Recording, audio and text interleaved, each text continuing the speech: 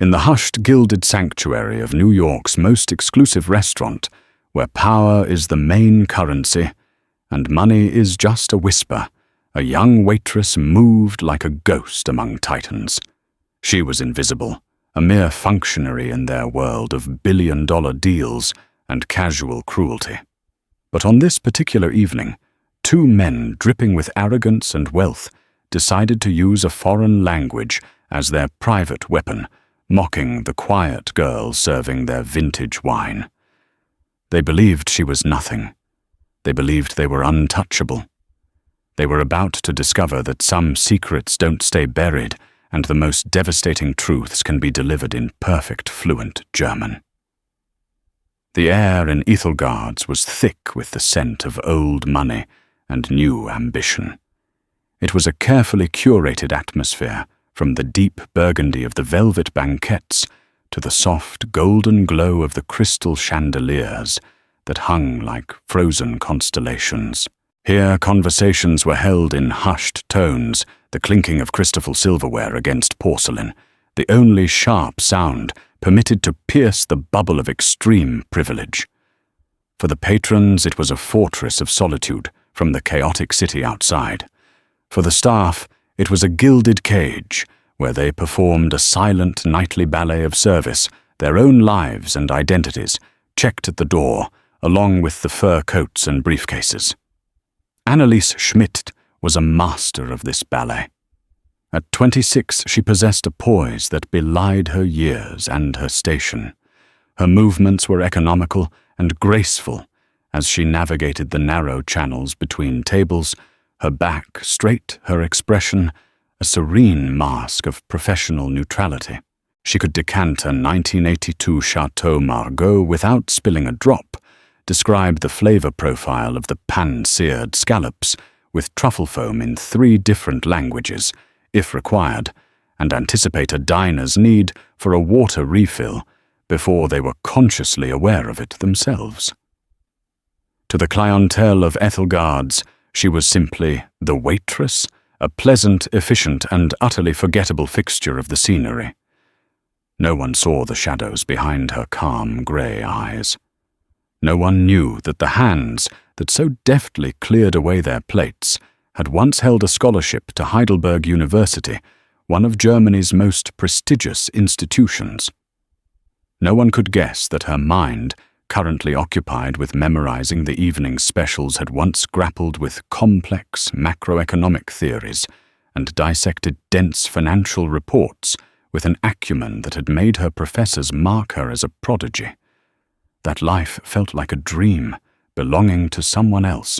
It had shattered 3 years ago, the day her father, a brilliant but trusting biochemist named Dr. Alistair Schmidt, had called her in tears. His small, innovative company, Schmidt Biosolutions, a firm built on a revolutionary water purification technology he had poured his soul into, had been gutted in a hostile takeover. The investors, a ruthless private equity firm, had used predatory tactics, exploiting legal loopholes, and manufacturing a crisis of confidence that sent his company's value plummeting. They bought it for pennies on the dollar, stripped its assets, sold off the patents, and left her father with nothing but crushing debt and a broken heart. The shock had triggered a massive stroke, leaving Alistair partially paralyzed and needing round-the-clock care. Anneliese had abandoned her doctoral studies in Germany, without a second thought returning to the US to become his primary caregiver. The mountain of medical bills and the debt from the corporate sabotage had forced her into a life she never envisioned. Ethelgard's, with its high-paying clientele and generous tips, was the best she could do without a recent resume or the time for a conventional career. It was a means to an end, a penance, a way to keep her father comfortable in a decent care facility. Every night she locked her past away in a small locker in the staff room next to a worn-out copy of Keynes's The General Theory of Employment, Interest and Money. She put on her starched uniform, smoothed her blonde hair into a tight bun, and became the ghost of Ethelgard's. tonight. The ghost was about to be seen. They arrived at precisely 8 o'clock, sweeping into the restaurant with an invisible wave of entitlement that parted the air before them. The man in the lead was Harrison Blackwood, a name synonymous with corporate raiding and unimaginable wealth. He was in his late 50s with a mane of silver hair, a face that looked chiseled from granite, and eyes the color of a winter sky, cold and appraising. He moved with the predatory grace of a shark, his custom-tailored suit a dark armor that screamed power. Trailing a step behind him was his associate, a younger, leaner man named Garrett Vance. Garrett had the eager, slightly anxious look of a courtier desperate to please his king. He laughed a little too loudly at Harrison's quips and scanned every room as if assessing its value and threat level simultaneously. The maître de Monsieur Dubois, a man who prided himself on his unflappable demeanor, seemed to shrink in their presence, his usual Gallic charm replaced by a fawning deference. "Mr. Blackwood, a pleasure. Your usual table is ready." "It had better be Dubois." Harrison rumbled, his voice low and resonant, not even bothering to make eye contact. They were seated in Annalise's section at the prime corner table, with a panoramic view of the city lights. It was a table reserved for the gods of this world, and tonight Harrison Blackwood was Zeus. Annalise approached with the water carafe, her face a perfect portrait of polite subservience. "Good evening, gentlemen. May I offer you still or sparkling water?" Harrison waved a dismissive hand, already deep in conversation with Garrett. Garrett was the one who answered, "Sparkling. 2 bottles of the San Pellegrino." Annalise inclined her head and retreated. As she poured the water, she couldn't help but overhear their conversation, conducted in English for now. It was about a recent acquisition, a tech startup they had, Streamlined Tor, which Annalise knew was corporate speak for firing half its workforce. The board was sentimental, Harrison was saying, a smirk playing on his lips. They talked about innovation and company culture. I told them culture doesn't show up on a balance sheet. We sold their server division to a competitor for a 50% profit in 3 weeks. End of story. Garrett chuckled. A masterclass, Harrison. Truly. Annalise placed the menus before them. "My name is Annalise, and I will be your server this evening. Our specials include a wild mushroom risotto with white truffle and a Dover sole meunière prepared tableside." Harrison Blackwood finally looked at her. His gaze wasn't one of acknowledgement, but of appraisal, the way one might inspect a piece of furniture. His eyes swept over her from head to toe, lingering for a fraction of a second too long, a flicker of something cold and dismissive in their depths. He said nothing to her, instead turning to Garrett. And then the language changed. "Sie Sie dir an," Harrison began in crisp, clear German, his tone shifting to one of casual conspiracy. "Look at her." Annalise's hands didn't tremble as she placed the breadbasket on the table. Her posture remained ramrod straight. Inside her, however, a switch flipped. A deep primal instinct for stillness took over the kind a forest creature adopts when it senses a predator nearby. Garrett, clearly fluent himself, leaned in with a conspiratorial grin. "Eine hübsche kleine Kellnerin. Bestimmt nicht die hellste Kerze auf der Torte." A pretty little waitress, certainly not the sharpest tool in the shed. Annalise straightened up her face, still a placid mask. "Can I interest you gentlemen in a cocktail or a selection from our wine list before your meal?" she asked in perfect English, her voice calm and even. Harrison ignored her question, taking a sip of his water. He looked out the window, then back at Garrett, continuing in German, as if she weren't there. "Das ist das, was ich an Orten wie diesem liebe. Der Service ist anonym. Man kann über alles reden. Sie sind nur Teil der Einrichtung. This is what I love about places like this. The service is anonymous. You can talk about anything. They are just part of the furniture. Annalise felt a slow burn begin in her chest. It was an old familiar feeling, the sting of being underestimated, of being rendered invisible. But this was different. It was cruder, more personal. She was not just a server. She was an object of their private amusement. She stood by the table waiting a silent statue of service. She had to. Her father's care depended on this job, on the tips from men exactly like this. She could endure it. She had endured worse. But the night was young, and Harrison Blackwood was just getting started. He had no idea that the furniture he was speaking about was not only listening, but understanding every single venomous word. And he had no idea he was about to bring up the one topic in the world that could make her break her silence. The ordering process was a display of casual dominance. Harrison Blackwood didn't consult the menu so much as command it. We'll start with the oysters Rockefeller and the steak tartare. Then 2 bone-in ribeyes, medium rare, and bring the 05 Petrus. Don't bother me with the tasting, just decant it properly.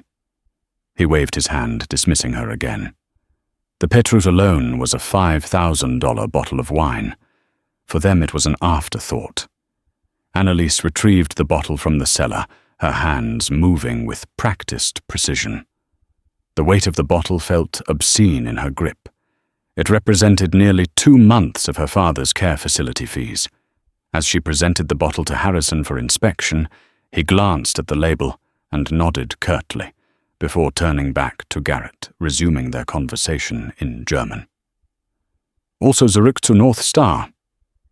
Garrett said, his voice lowered slightly, but still perfectly audible to Annalise, as she began the careful ritual of decanting the wine. So back to North Star. Annalise's blood ran cold. North Star. It was the internal project name, the code name the equity firm had used for their acquisition of her father's company. She had seen it on the few documents her father's lawyer had managed to salvage from the wreckage, a name that was seared into her memory, a brand of pure poison. Her heart began to hammer against her ribs, a frantic drumbeat beneath her calm exterior. She kept her eyes down, focused on the steady stream of ruby-red wine pouring into the crystal decanter, her breathing measured. She couldn't react. She wouldn't. North Star was a thing of beauty. Harrison mused, a cruel nostalgia in his voice. He swirled the wine Garrett had poured for him, inhaling its aroma. Der alte Narr Schmidt, hat uns alles geglaubt. The old fool Schmidt, he believed everything we told him. Annalise flinched. The insult was so direct, so personal, it was like a physical blow. Old fool. He was talking about her father, her brilliant, gentle, trusting father, the man who read poetry to her at night and taught her how to identify constellations, the man whose life's work was now being mocked over a $5,000 bottle of wine by the very monster who had destroyed him. Garrett laughed, a sycophantic, ugly sound. Sprach immer von ethischen Verpflichtungen und dem Wohl der Menschheit, als ob das Rechnungen bezahlen würde. He was always talking about ethical obligations and the good of humanity, as if that pays the bills. Exactly, Harrison affirmed, leaning back in his chair. We created the narrative. A few whispers to the right journalists about cash flow problems, a fabricated internal report leaked to his key investors suggesting the purification tech was unstable. Classic fear-mongering. By the time we made our offer, they were so panicked they practically paid us to take the company off their hands. The restaurant, the clinking of plates, the soft murmur of other conversations. It all faded away. Annalise was trapped in a horrifying bubble with these 2 men forced to listen to a live recounting of her family's ruin.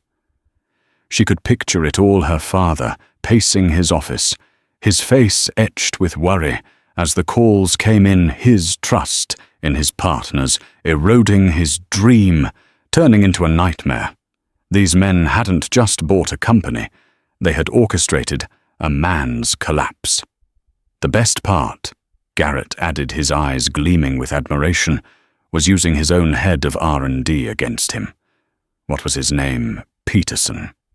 Peterson, Harrison confirmed with a smirk.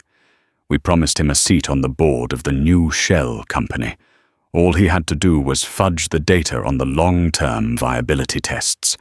The idiot signed an affidavit saying the tech had a critical flaw that would emerge after 5 years.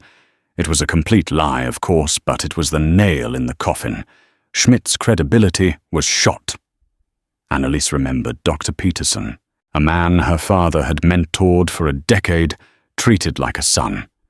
The betrayal had hurt him more than the financial loss. She finished decanting the wine, her movements robotic. She poured a small amount into Harrison's glass, and then Garrett's, her face, an unreadable mask of professional stone. But inside, a glacial rage was forming, solidifying the grief and helplessness she had felt for 3 long years into something hard and sharp. They had moved on from appetizers and were now waiting for their steaks, the wine flowing freely. Harrison was becoming more expansive, more arrogant with every sip. He gestured toward Annalise with his glass as she refilled his water. Schau sie dir an, wie sie herumschwebt. He slurred slightly. Look at her, how she hovers. Keine Ahnung, was für Gespräche direkt vor ihrer Nase stattfinden. Das Gehirn einer Goldfischs in einem hübschen Paket. Wahrscheinlich ist ihre größte Sorge im Leben, ob sie genug Trinkgeld für ihre Miete bekommt. No idea what kind of conversations are happening right under her nose. The brain of a goldfish in a pretty package. Her biggest worry in life is probably whether she'll make enough tip money for her rent. Garrett snickered into his napkin. Weniger Sorgen, mehr Glück, nehme ich an. Less worry, more happiness, I suppose. That was it. The condescension, the cruelty, the utter dehumanization. It wasn't just about her father anymore. It was about her and every person like her who worked tirelessly to be invisible for the comfort of men like Harrison Blackwood. The patronizing assumption that her life was small, her mind empty, her worries trivial. All the suppressed pain, the abandoned dreams, the quiet fury of the last 3 years coalesced into a single point of incandescent clarity. She had nothing left to lose. Her father was gone. The stroke had taken his life 6 months ago, a fact that made their current mockery feel like a desecration of his memory. This job was just a cage, and Harrison Blackwood had just handed her the key. The steaks arrived, carried by another server, but Annalise stepped forward to place them on the table. She set Harrison's plate down first, then Garrett's. Her hands were perfectly steady. She didn't retreat. She stood straight, her chin up, and looked Harrison Blackwood directly in the eye. For the first time all evening, he was forced to truly see her not as a function, but as a person. He frowned, annoyed by her presence. "Is there a problem?" he asked in English, his tone sharp with irritation. Annalise took a slow, deep breath, letting it out gently. She felt a strange, terrifying calm settle over her. It was the calm of a captain about to scuttle his own ship to take down the enemy flagship with it. She met his cold gaze and held it.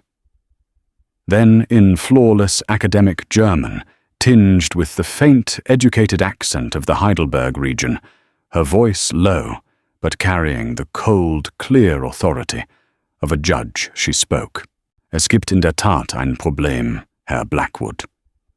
There is indeed a problem, Mr. Blackwood.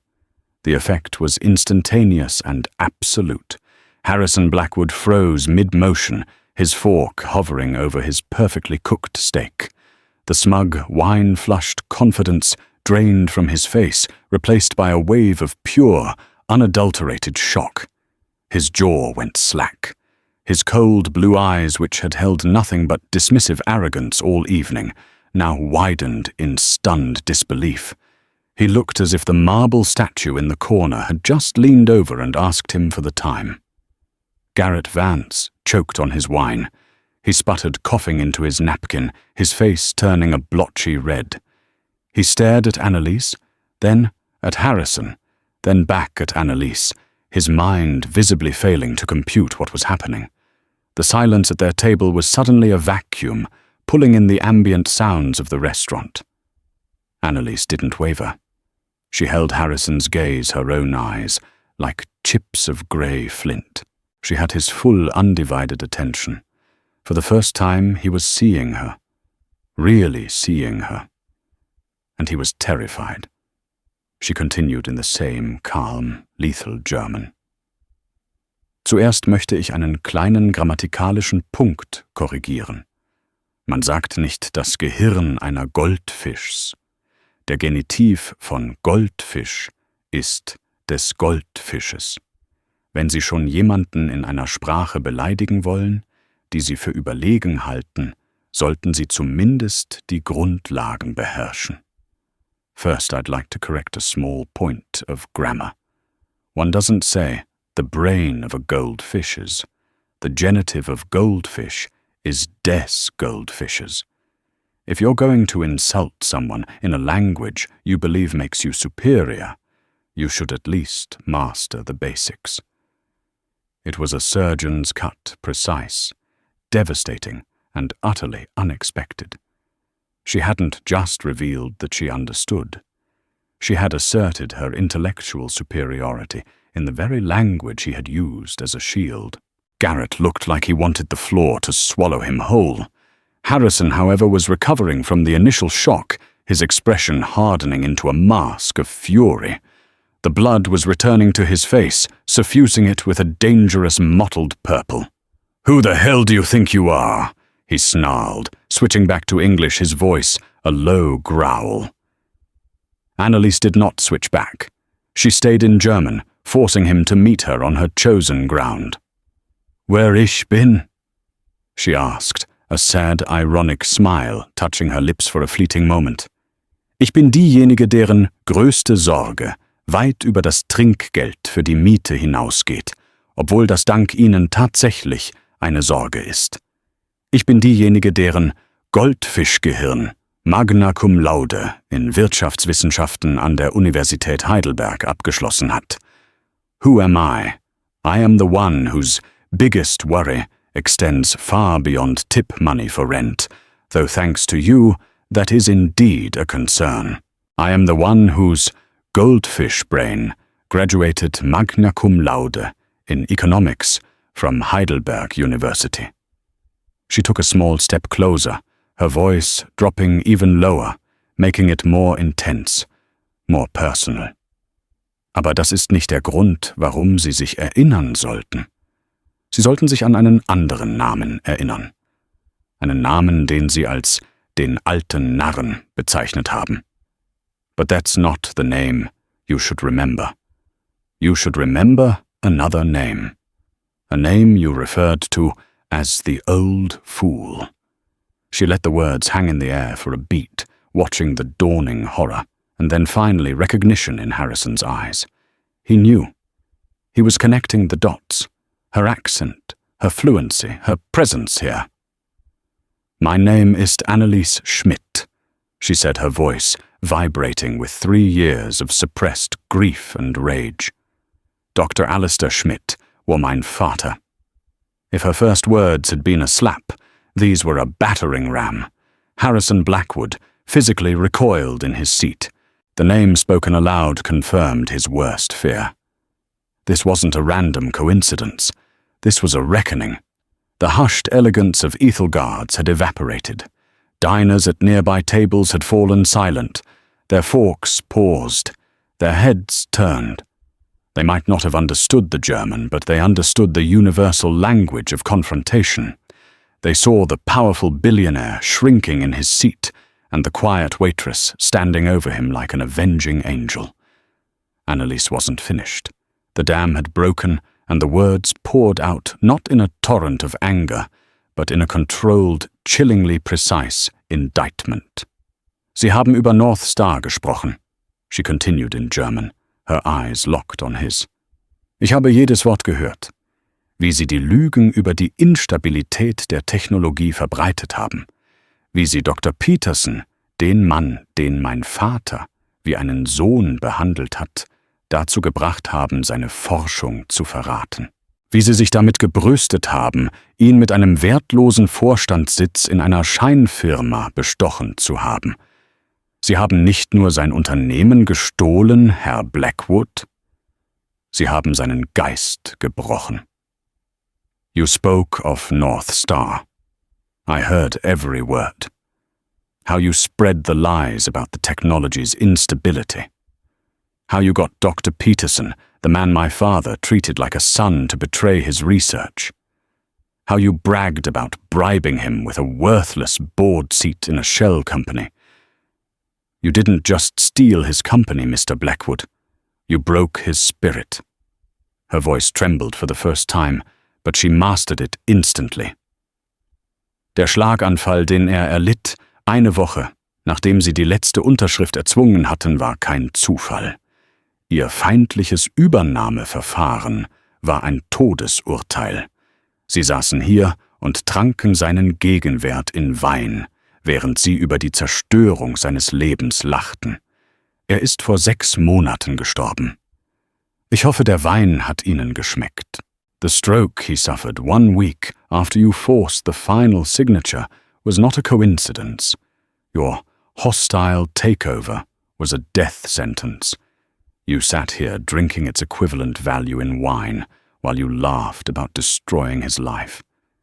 He died 6 months ago. I hope you enjoyed the wine. The final sentence, delivered with icy finality, hung in the air like a shard of glass. Harrison was speechless. He was completely exposed, his vile conversation laid bare. He looked around wildly, seeing the curious and judgmental eyes of his peers upon him.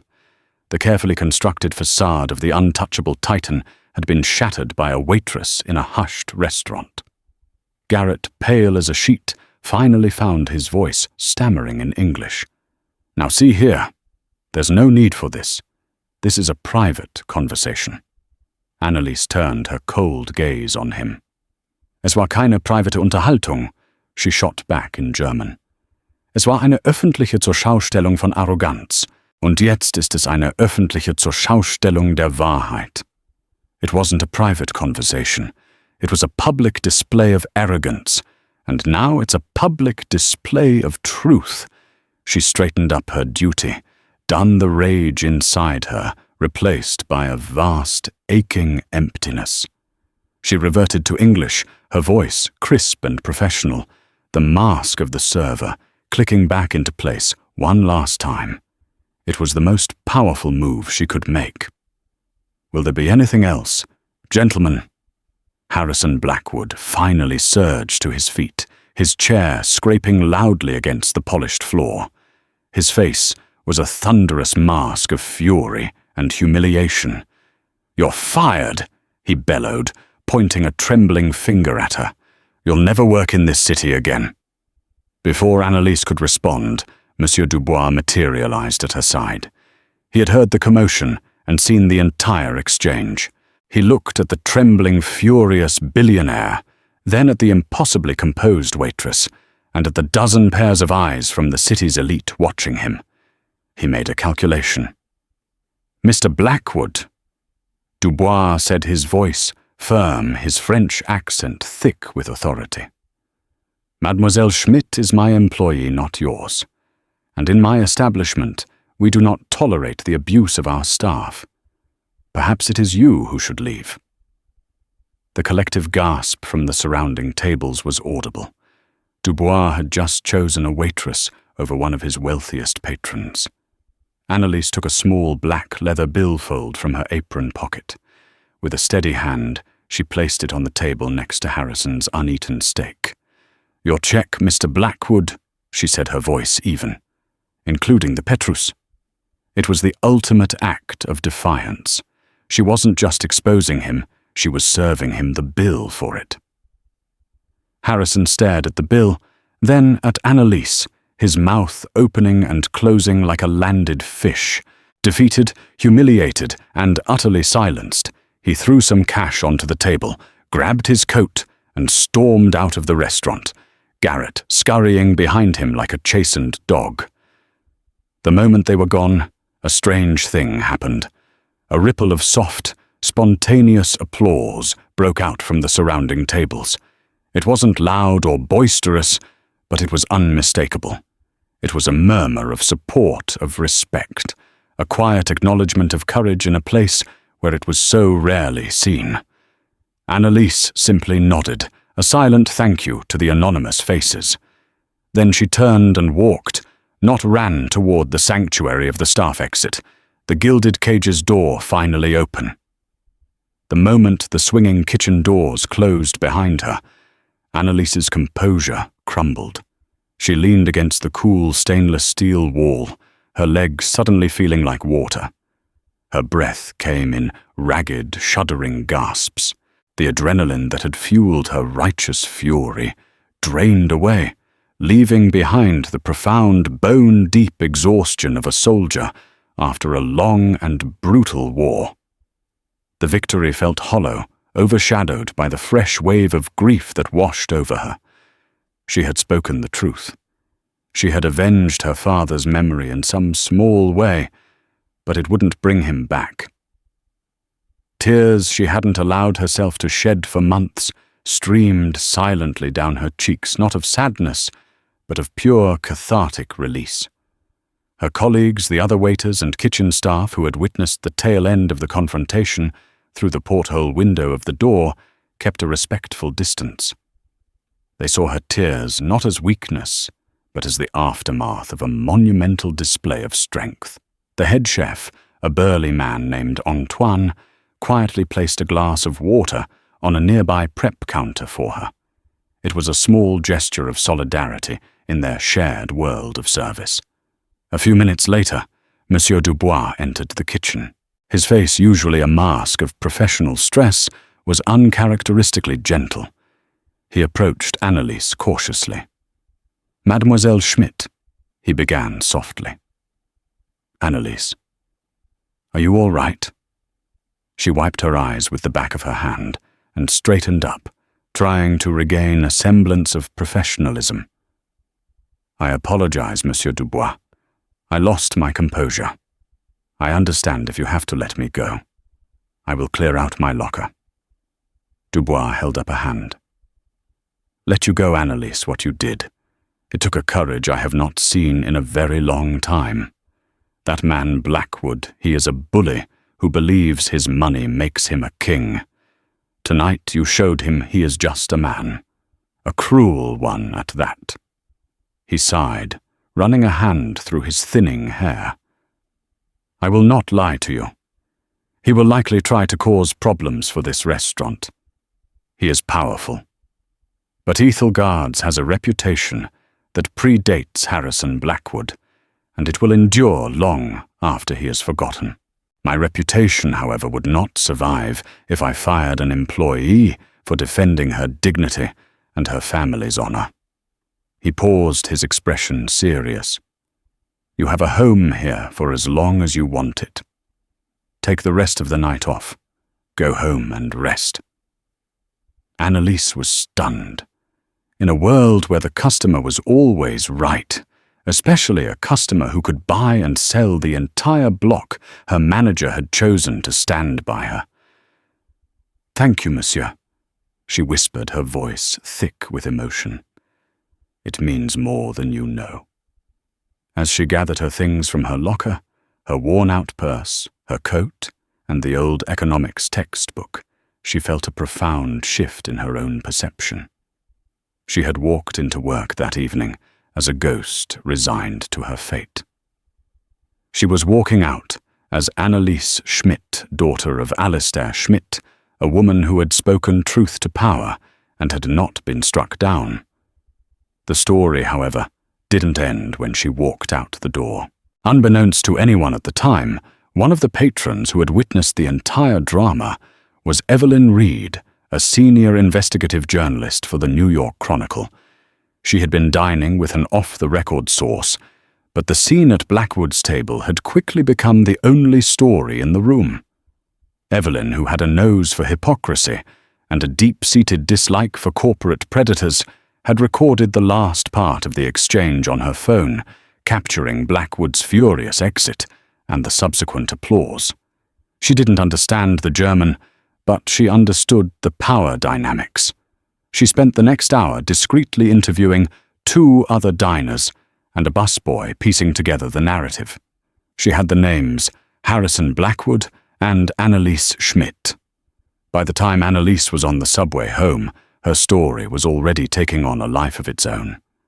The next morning, it broke.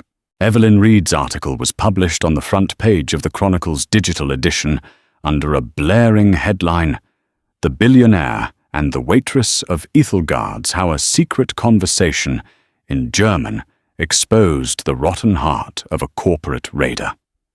The article was a masterpiece of narrative journalism. It detailed the scene at the restaurant with cinematic flair, contrasted Blackwood's immense wealth with Annaliese's quiet dignity, and most importantly, Evelyn had done her homework overnight. She had cross-referenced North Star and Schmidt and uncovered the basic details of the hostile takeover of Schmidt Biosolutions. She painted a devastating picture of a brilliant scientist being ruined by a heartless predator. The story of Anneliese the prodigy, forced to become a waitress to care for her dying father, was the emotional core that made the story explode. By 9:00 a.m., Ethelgard's Waitress was trending on social media. The story was everywhere. It was the perfect David and Goliath tale for the digital age. People shared it with furious comments about corporate greed and heartfelt praise for Annaliese's bravery. Someone dug up her academic records from Heidelberg, confirming her story. A picture of her father, Dr. Alistair Schmidt, accepting an award for innovation, began to circulate.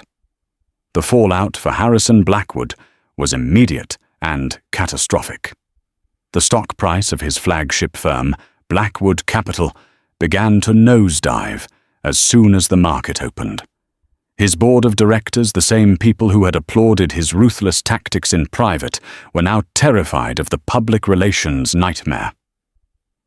The story wasn't just about him being a jerk in a restaurant.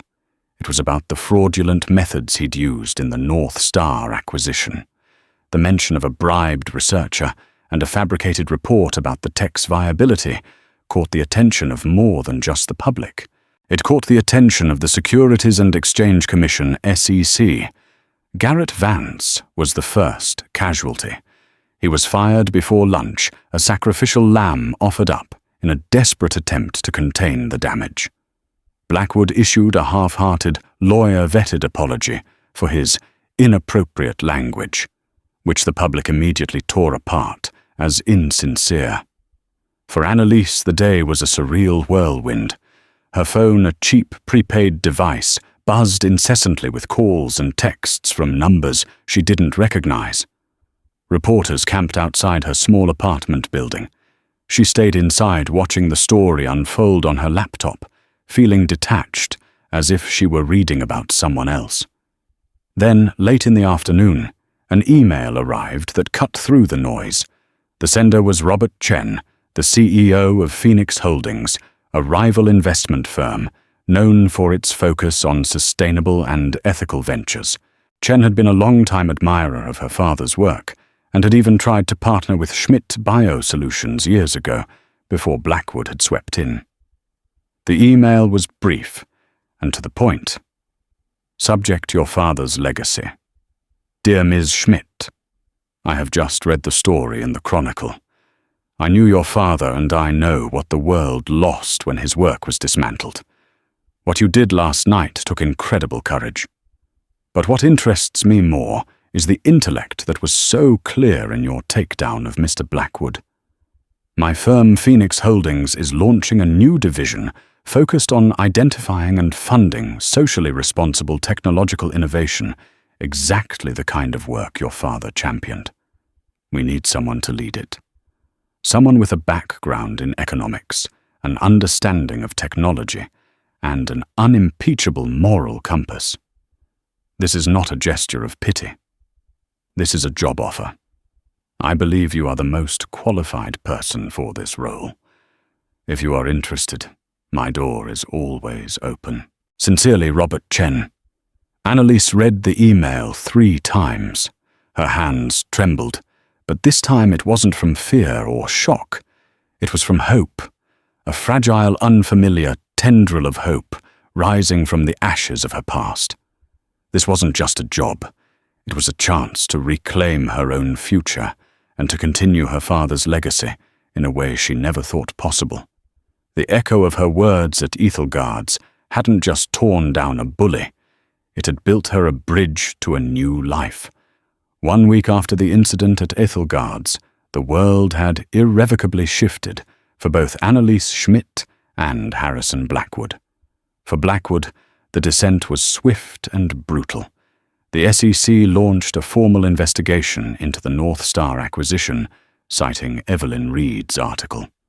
Dr. Peterson, the researcher Blackwood had bribed, saw the writing on the wall. Faced with potential federal charges, he agreed to cooperate fully with investigators, providing evidence of the fabricated reports and the terms of his illicit deal with Blackwood Capital. The scandal was no longer a matter of public opinion. It was a matter of criminal inquiry.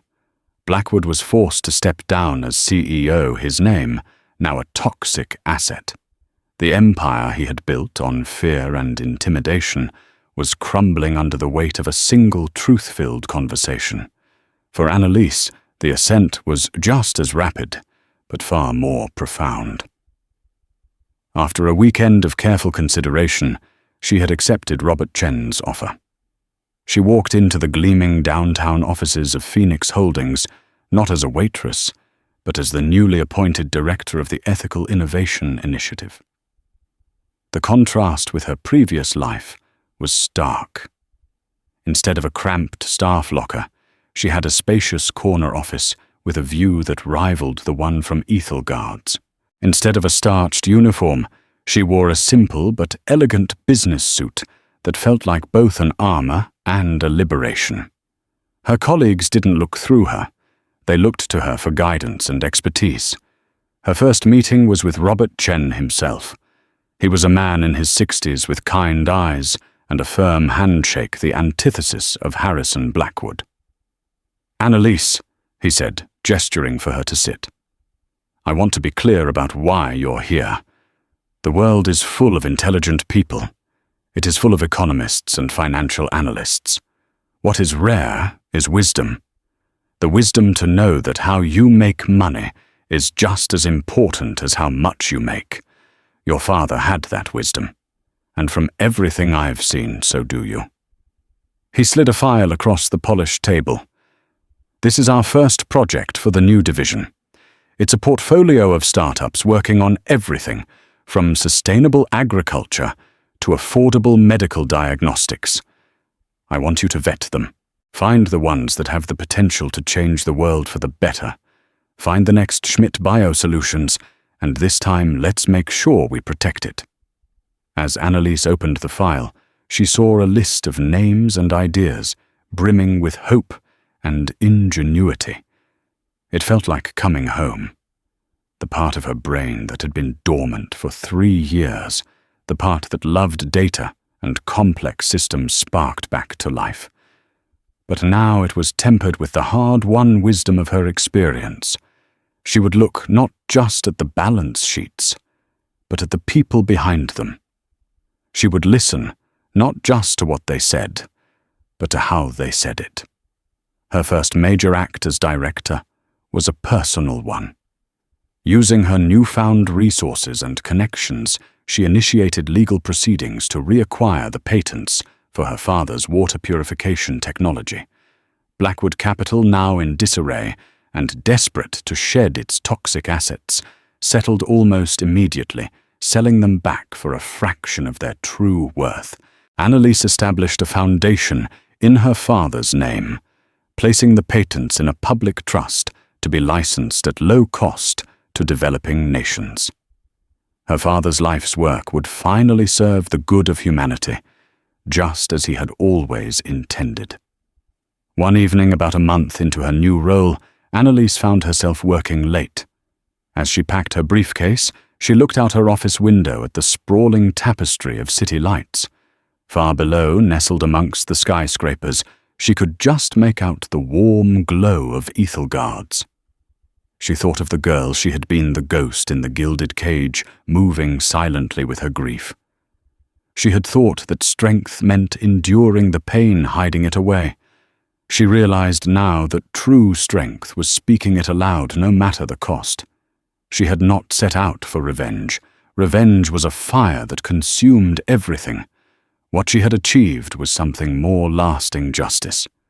And from the ashes of that confrontation, something new and beautiful was rising. Her father's legacy was secure. Her own future, once a bleak landscape of obligation, was now a horizon of limitless possibility. She turned off the light in her office, leaving the city to its nightly glitter. She was no longer a waitress serving the powerful. She was one of them now, but on her own terms, guided by a different set of values. Annalise Schmidt was finally free, not just from her past, but to build a better future. The ghost of Ethelgard's had found her voice, and it was a voice that would now help shape the world. 6 months passed.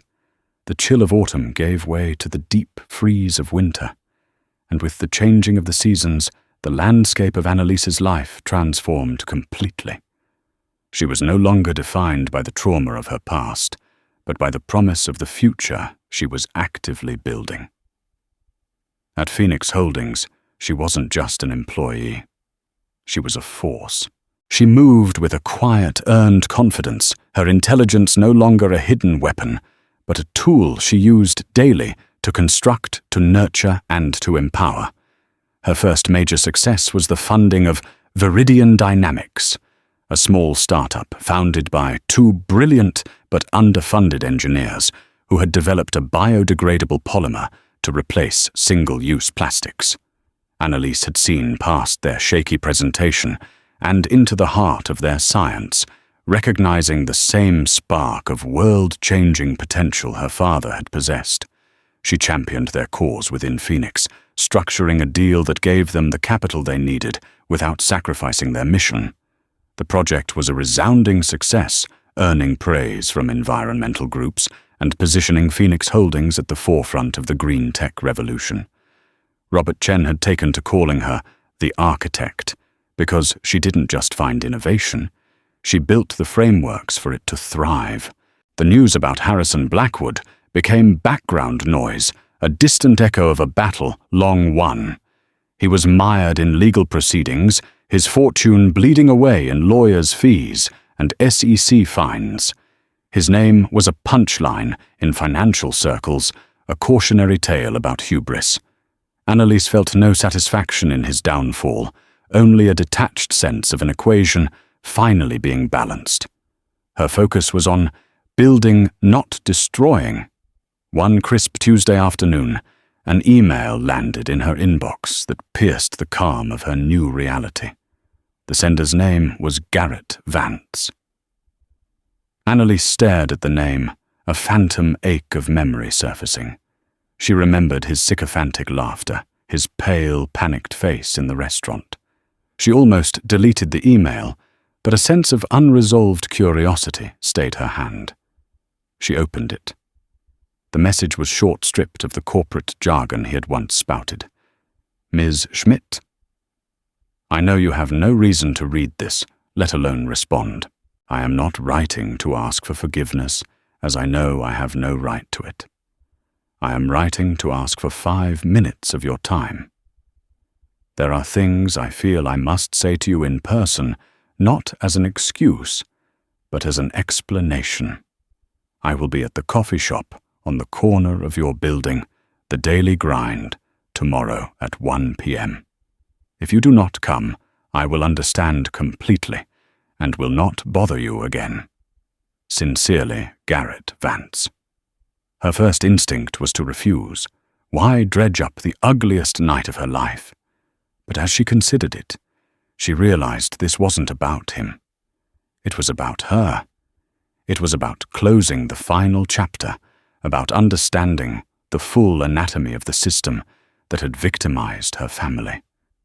She needed to see what became of the men who weren't titans, but merely the men who propped them up. The next day she walked into the daily grind.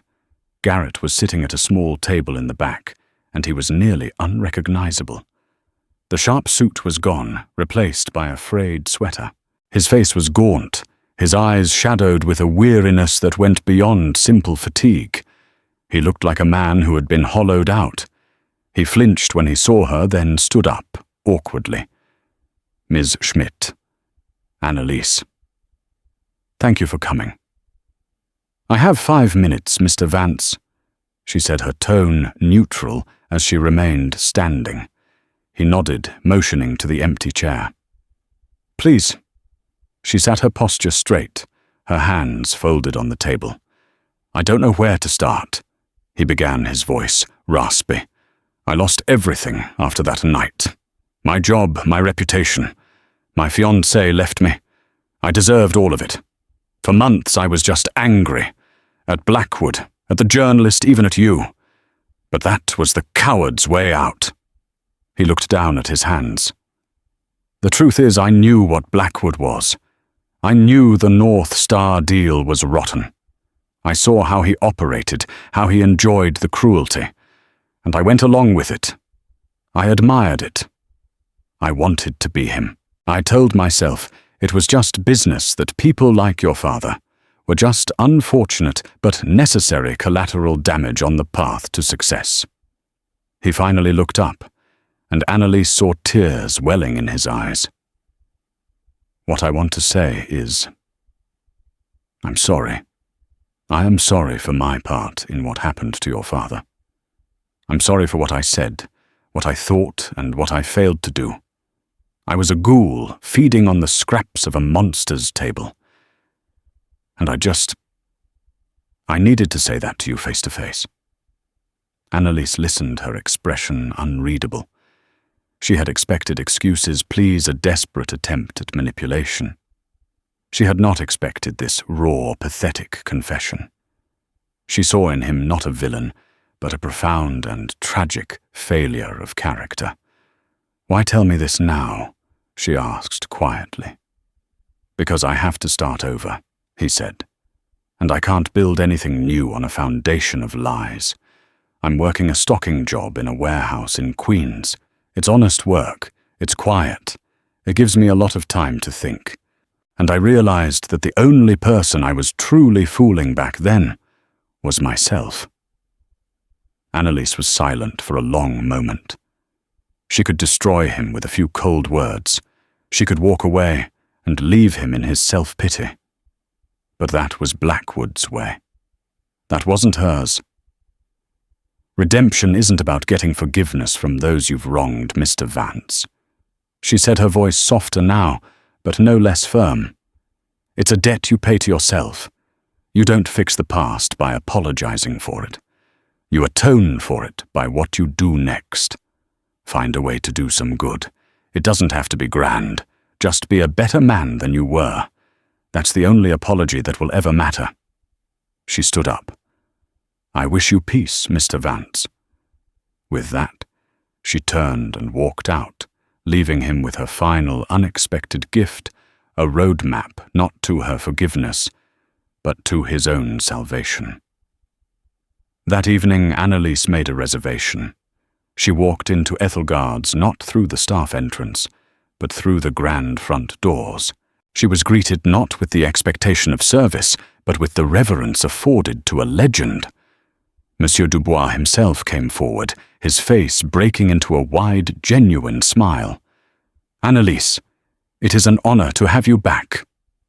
The honor is mine, Jean-Pierre, she said, using his first name for the first time. A table for one, please. He didn't hesitate. He led her personally across the plush carpet, past the curious eyes of the new wave of patrons, and seated her at the prime corner table. Her table. As she sat there looking out at the same city lights, she felt the last vestiges of the ghost she once was fade away. She was the architect of her own world now. She ordered a simple, elegant meal and a glass of Sancerre. She ate slowly, savoring every bite, not as a former waitress in awe, but as a woman who knew her own worth. Her meal was a silent celebration of her journey. It was an homage to her father, a reclamation of a space that had once been the site of her deepest humiliation, and a toast to the boundless future. When the check came, she paid it, leaving a generous tip for the young waitress, who served her, a girl with bright, hopeful eyes, who reminded Annalise just a little of herself. This story is a powerful reminder that there is often more to people than meets the eye. Behind a uniform or a job title, there can be a wealth of experience, intelligence, and untold stories. Annalise's journey shows us that dignity isn't something that can be taken away by contempt or arrogance. It's something we claim for ourselves. Her courage to speak her truth in the face of overwhelming power didn't just expose a cruel man. It unlocked her own potential and reclaimed her father's legacy. It's a testament to the idea that one voice speaking with conviction can indeed change the world, or at least their small corner of it. If this story of resilience, justice, and the triumphant power of the human spirit resonated with you, please help us share more stories like it. Hit that like button, share this video with someone who needs to hear it, and be sure to subscribe to our channel for more real-life dramas that will inspire and move you. Thank you for listening.